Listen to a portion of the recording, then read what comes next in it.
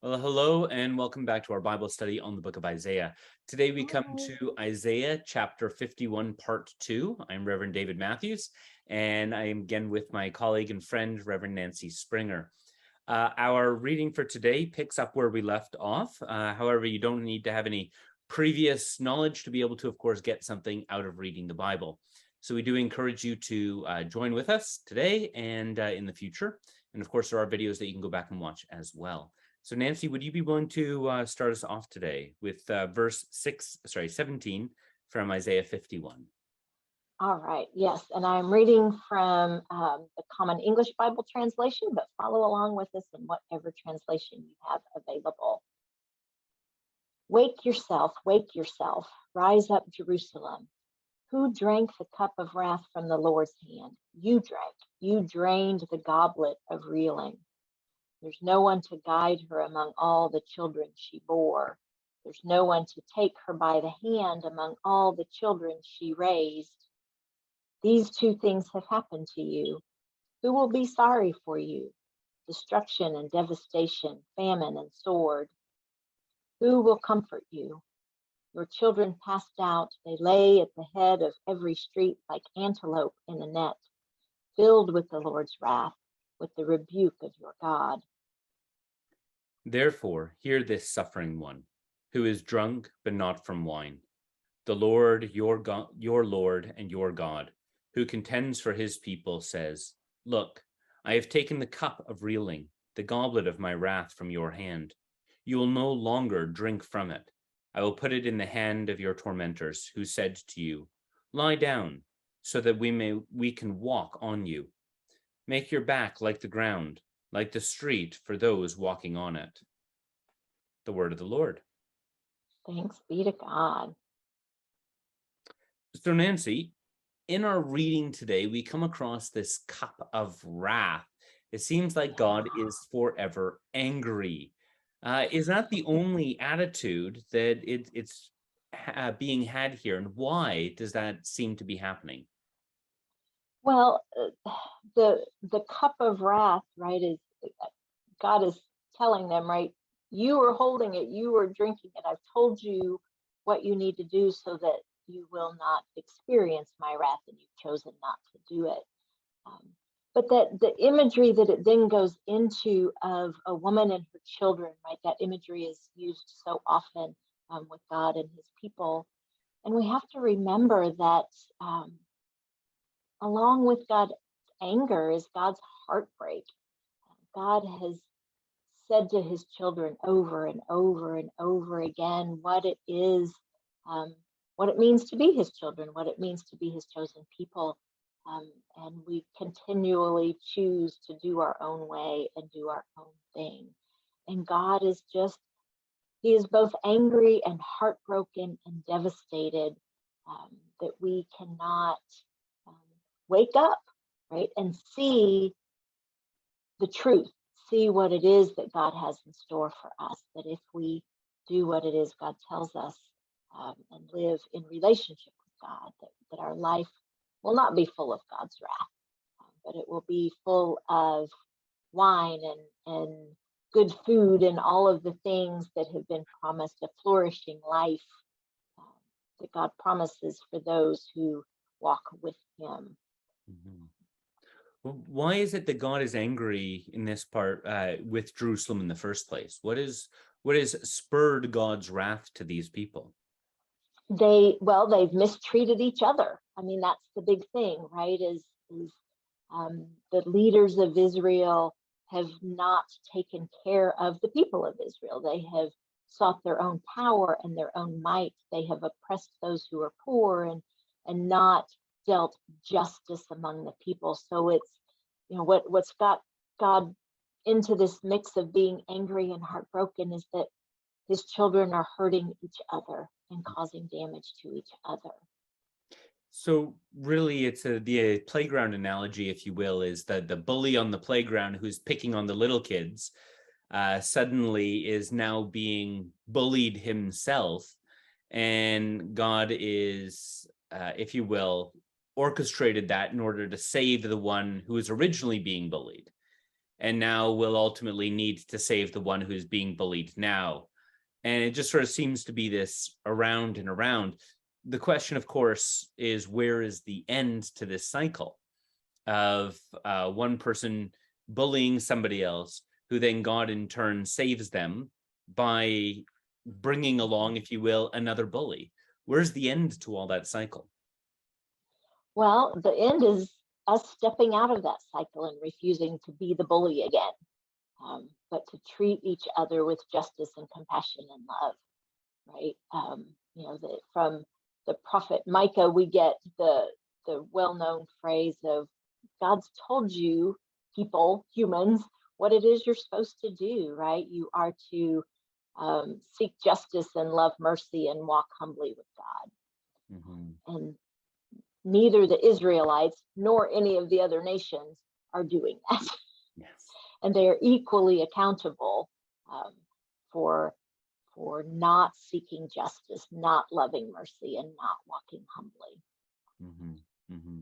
And just as we come from, we hear from the prophet Micah in that situation, we also hear from Jesus that, that he is the way, the truth, and the life, and that by definition, he is the example of one who steps out of that scenario where he himself is being bullied and crushed and whipped, and as Paul later talks about, bearing our transgressions and being bruised for our iniquities. And he in takes all of the this, cup of wrath for himself. Yeah, exactly. Yes, he takes on the punishment, and yet he does not strike back. And it's through that example that we as Christians, absolutely, the famous statement, we love because Christ first loved us. We right. are able to step out of the cycle because we are able to see that Jesus did it before us. We are able to, if you will, step into that narrative or into that story and embrace that as our own, as Christians, followers of Christ.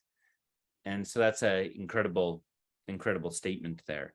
Yeah, that cup of wrath that you pointed towards, very interesting, because again, at our Seders on Maundy Thursday, which I recognize is not a Jewish Seder, but it's a recreation of what this event may have looked like back when Jesus did it. There is, of course, the different cups, and these cups represent the being freed from Israel, but then there's an extra cup. And that cup is not representative of being freed from Israel. That's a different cup. And that cup is represented or stated here. And that's the cup of wrath. And that's the cup Jesus, of course, says, this is my cup. Right? This is, and as, talks about his disciples, this is the cup that I drink. Yeah.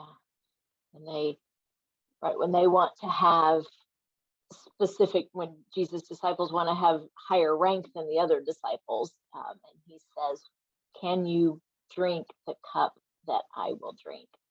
And he brings up this imagery because the cup of God's wrath is not an easy cup.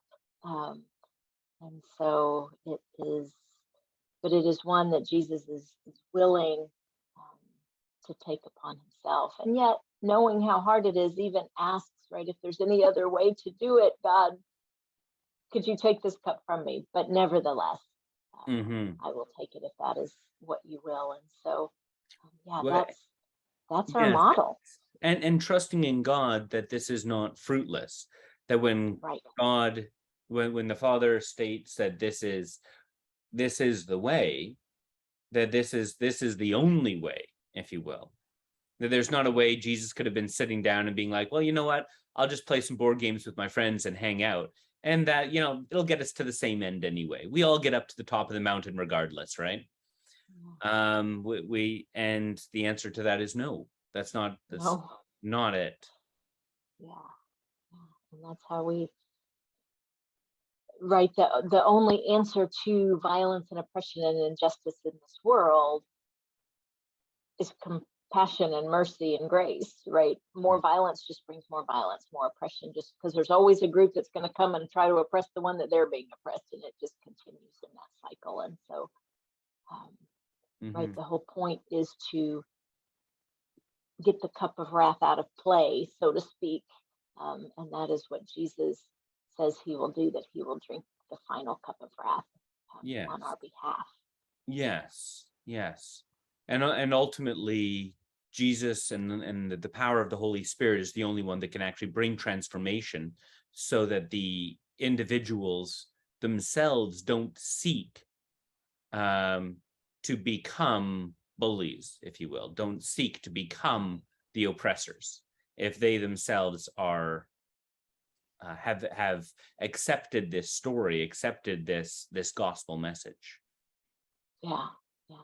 So that we are awake, right? That wake Jerusalem, wake yourself call in the beginning of what we read, right? Is our call to pay attention and to be aware of who God is and who we are, and the message, the good news, right, that Jesus brings. He does bring the good news that we don't, the only way in this world is not violence and oppression. There is a way of love in this world if we are aware that, yeah, what the way Jesus came to teach us in flesh and blood, how it is we are to live, Mm-hmm. not seeking power, but seeking to love others. Mm-hmm. Mm-hmm. So it sounds like fundamentally what we're saying is that the only way to stop this cycle of oppression, this cycle of brokenness, of violence, is by all parties coming to accept Jesus Christ as Lord and Savior. It sounds like that's the only thing that's actually going to stop this, because any other narrative ultimately has the statement of either we need to save ourselves, or this statement of, we need to stand up for justice and we need to get it back. We need to get him back. Yeah, yeah, right. Right, which is a misunderstanding of what justice is. Justice isn't revenge or retaliation. Justice is justice. I mean, it's everybody bearing consequences of their behavior, but learning to be better. And that's right. I It's mean, ultimately that isn't reconciliation. right. Justice, Yeah, mercy, and reconciliation all come together is one thing. It's because to bring proper justice is to bring mercy to the one oppressed. It is to bring down the haughty and the prideful from their place of position. And it is equally for the purpose of bringing these two parties together so that we all might live in God's house, although having many rooms, one house. one house. Yeah. And ultimately, right, God is responsible for bringing that about. Mhm. Our role here now, as we choose to follow Jesus, is to live as if that has already happened, knowing that there will continue to be violence and oppression in this world until the day of the Lord comes, right? The day that Jesus returns. But we live outside of that. We live spreading compassion and mercy and grace, and choosing not to participate in the violence and oppression of this world. Absolutely. And in part, we do this breaking the cycle by doing the same thing that the Jewish people were called to do over and over again through the Seder. And it's reminding them that God has saved them, reminding people of the ways in which God has helped you or saved you from being bullied, saved you from being oppressed, and so therefore not to become the oppressor yourself. Right? The line over and over again through the prophets: remember that you were once strangers in Egypt, therefore do not oppress the stranger in your midst. Remember that you were once slaves as Israel, do not therefore take slaves. Like again and again and again, this idea, I shouldn't say don't take slaves, release the slaves, the call was on the 7th year of Jubilee. And again and again and again, to not abuse those without power, because once upon a time you were without power. Right. Yeah. And so this is the call. And that's what we as Christians are to remind people of again and again and again. And it's what can break the cycle. Yeah. Person of Jesus. Exactly. Nancy, is there one other thing that jumped out to me Mhm. is you had touched on it earlier, but just wondering if you could reemphasize or go into it a bit more, was the idea of um, that relationship of God to the children, and that Yeah. idea of God's brokenness or brokenheartedness at the situation, what's going on. Yeah, God is both angry and brokenhearted. He is angry at his own children doing the very things, the oppression and injustice, and yet he still loves. Right? He is angry with his children that he loves with all of his godness.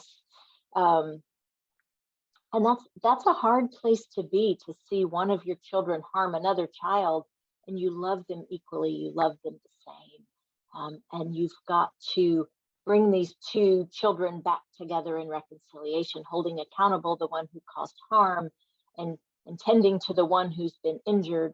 And how do we come back together um, as family? And that's right. That is a mixed up emotional soup of parenthood, um, and that we are not 100% angry and feel nothing else for our children, but that we feel anger and compassion and despair and discouragement on their behalf as well. And so, Mm, yeah, I just that picture of God grieving over the misbehavior of his children is just a poignant one for me. Prophet yeah. Hosea says it very well too.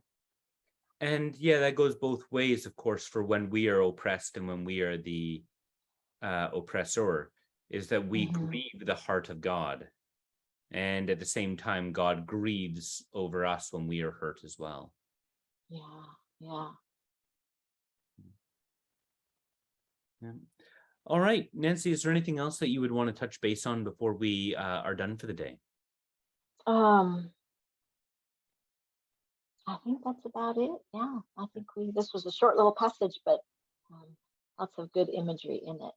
Yeah, there's a lot of ways in which we see the character of God. And as always, we Hmm. encourage you to chat about this with friends and family and to see how you feel and think that this would play out in your life and in the world around you. So Yep. God bless. And we're glad that you're able to join us today. And we look forward to doing this again next week. Take care. All right. Bye.